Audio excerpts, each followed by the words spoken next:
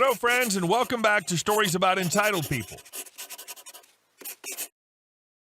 If only a simple story can make your crappy day better, many other things can do that as well.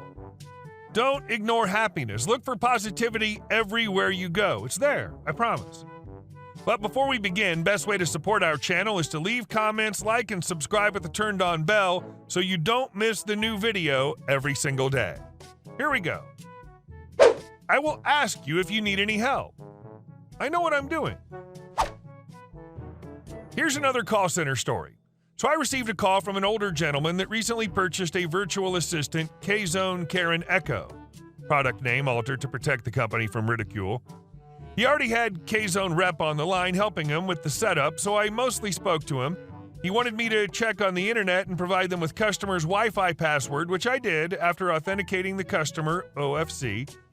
Just from this short interaction, I could tell that the rep is probably quite new as he didn't sound too confident and was messing up his terminology.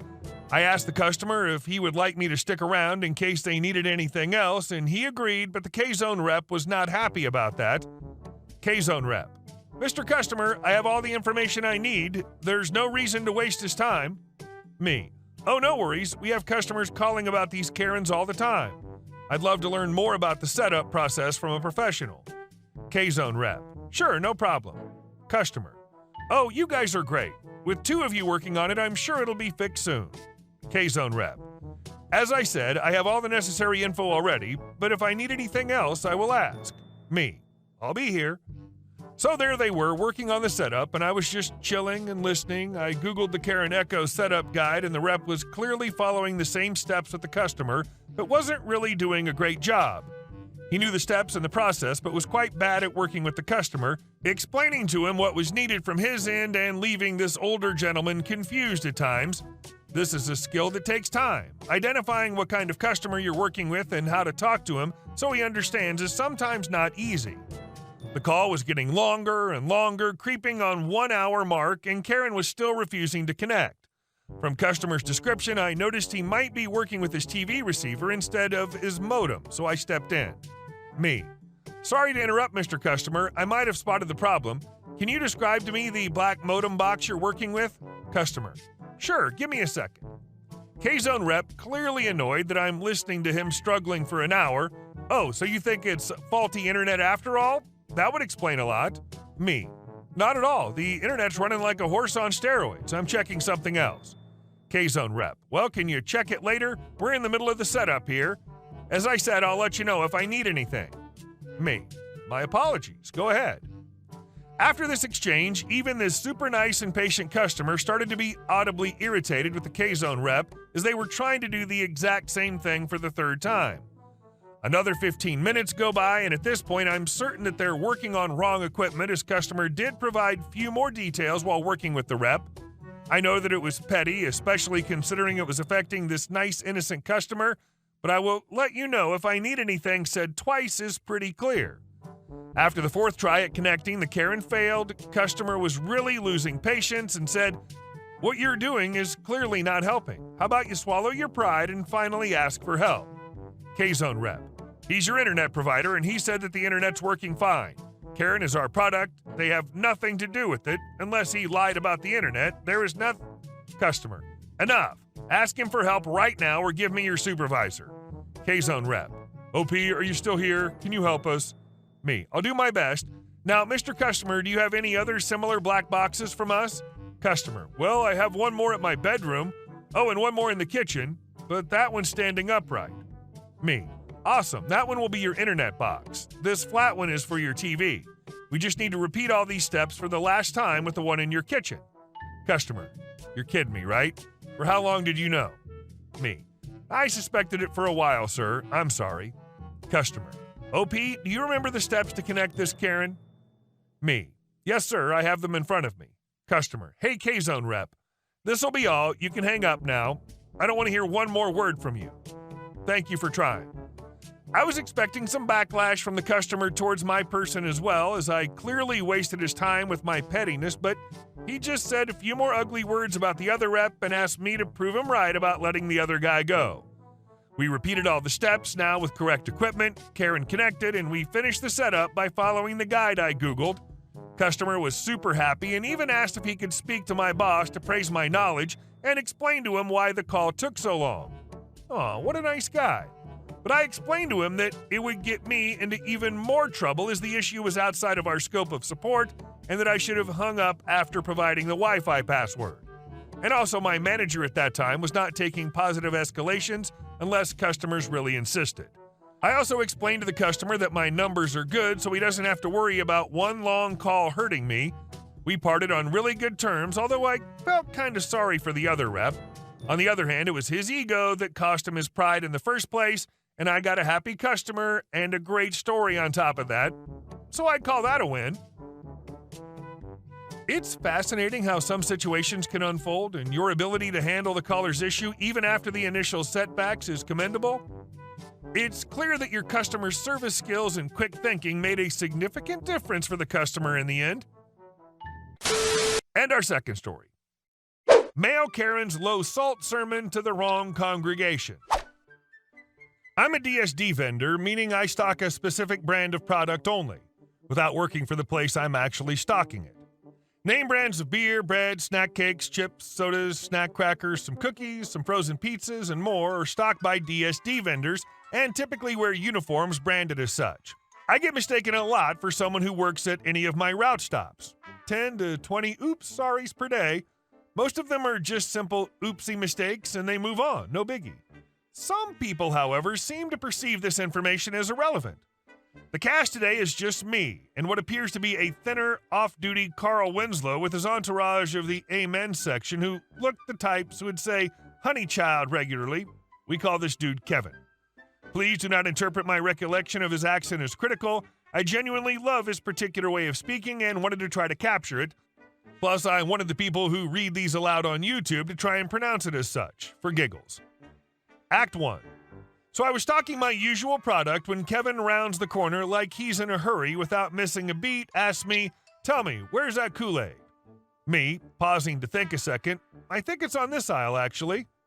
Kevin, "Okay, now tell me where that flour." Me, "Flour like for baking?" That I'm not sure, as I'm not actually with the store. I don't really know where other stuff is much.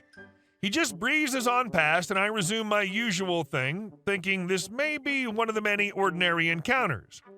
He hunts down his druthers and disappears to aisles unknown, and I go back to get more stuff to stock. I see a gaggle of more finely adorned ladies turn another corner, who I later discover are with him. They nod at me and chop casually down a different aisle. Act 2. I come back down the main aisle with more stuff to stock, and he rounds the corner of the other aisle they were on and asks them if they found any low-salt stuff, which that aisle is known pretty well for being high salt in general. Kevin, looking over at me, "Tell me, where's that low salt?" Me, "Low salt what in particular? Of this stuff?" Kevin, "Yeah, or anything of that low salt." We look around for a minute on that other aisle, just trying to help the guy out, despite me being totally unfamiliar with that section.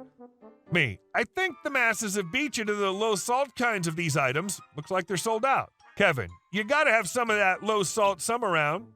We keep looking, and all of the low-salt options are gaping holes because of the swarming masses of panic buyers lately and lower supplies of the more niche versions of everything in general. Tons of the high-salt, plain types, though. Kevin, "My doctor done told me you gotta have low salt now. Gotta go low sodium now, you hear me?" Me, "I understand, but looks like it's sold out. There's low fat in some cases, but it doesn't say anything about salt. If you ask me, you should just avoid this whole aisle or just any snacks in general if you're on a low salt diet. All this and that kind of stuff is basically high sodium." Kevin, "Your store gotta stock me some of them low salt. Doctors say I gotta do low salt, and I can't find none of them low salt. You gotta tell the store they gotta put out them low salt, you hear me?" Me, "I'm not with the store. Like I said before, I'm with vendor, and I don't have any say in what gets ordered. And they wouldn't really listen to me anyway, considering I don't work here. If you want my expert medical opinion from the School of Groceries, I suggest you not even bother with this aisle at all." Entourage, muttering in agreement with me, "Honey, looks like they out of them low salt. We best get a move on. He ain't even with the store, didn't you hear him? He ain't gonna know what salt is which kind. He ain't no dietitian. He's with vendor." I mouth, "Thank you," and nod to the ladies, and they nod back quietly with eye rolls and a little laugh. Kevin grabs a few low-fat things and holds one up to me, showing me the back of it, pointing at the nutrition facts, which says 11% sodium DV per serving. Me: "Sir, I don't know whether that's good or bad. I don't know if 11% is high or low for a long list of reasons." Kevin: "That don't look like low salt to me. You need to tell the store they gotta order more low salt. I gotta eat now, you hear me?" Me: "Sir, the stuff on this aisle's all junk food. You ain't gotta have none of this stuff." Kevin and entourage traipse off, and I don't hear anything back from them. I take my stock elsewhere and put it out. At least I came away with it with a fun story to share, but didn't get too heated, despite his apparent disregard for any facts anyone could offer him. It's a wonder that doctor managed to convince Kevin to change his diet to begin with. I never thought I'd say this, but I think I actually might like this particular Karen. He'd drive me up the wall, but I'd have a good time all the same. And thanks for trying to capture the speech patterns. And our last story. I purchased a house and found someone living in it. Back in December, I started the process to close on a home in the rural patch of nothing between Quinlan and Royce City, Texas. Place is in a recently incorporated large patch of land called Union Valley. Anyone familiar with the area will know that it's the kind of area with no one out there at all. You can go 2 miles and see one home. But I digress. Well, there were complications in the loan, which took over 2 months to resolve. We finally closed on the home and discovered a surprise. Someone moved in the last 2 months illegally and is refusing to leave. According to neighbors, he's been there since before Christmas and has been a nuisance. We called the police and got a visit from the sheriffs, who literally call themselves Homeland Security, by the way, and we're being told that since he's been there longer than 30 days, we'll have to go about evicting him. We called the county courthouse, who told us that we have to serve him a 30-day eviction notice. We got that process started, but I'm finding it troubling that I have no remedies that would force him out earlier. Obviously, I can't just go in and claim he's an intruder. I've delayed getting the power hooked up to the home, though. The water's not running in that place either. He has 0 utilities. He's sleeping on the floor in a sleeping bag and has no items to himself that I can speak of outside of his sleeping bag.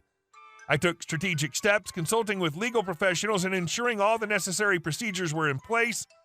As the eviction notice took effect, the squatter recognized the inevitability of leaving, the adherence to the legal process paid off, and the individual peacefully vacated the premises.